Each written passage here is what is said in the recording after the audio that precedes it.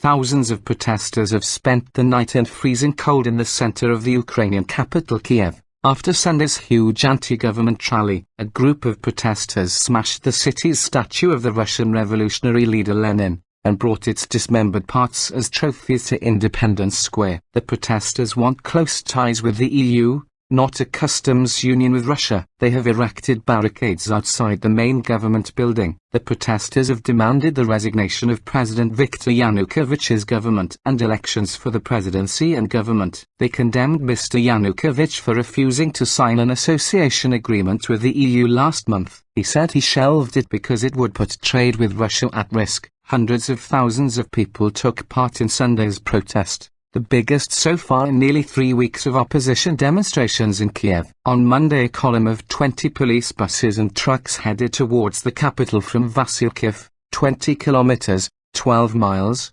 south of the city, Ukraine's 5-Candle TV reported. When the Lenin statue, a symbol of the old Soviet Union, was pulled down on Sunday evening, the crowd shouted freedom and sang the Ukrainian national anthem. The statue stood at the top of Shevchenko Boulevard, and was toppled with metal bars and ropes, then smashed up with hammers. No arrests were reported in the incident. Many of the protesters suspect Russia's President Vladimir Putin of trying to model a new Russian-led customs union on the Soviet Union. So far only Belarus and Kazakhstan have joined it. Meanwhile, the Ukrainian Security Service said it was investigating some politicians on suspicion of what it called actions aimed at seizing state power. It did not name the politicians. Protest leaders have given President Yanukovych 48 hours to dismiss the government. Protesters are blockading key government buildings with cars, barricades and tents. The BBC's David Stern says the attack on the statue has heightened tension in Kiev. The European Commission has said EU Foreign Policy Chief Catherine Ashton will travel to Ukraine this week to support a way out of the political crisis. The opposition party of jailed former Prime Minister Yulia Tymoshenko has urged people to chase the president until he falls.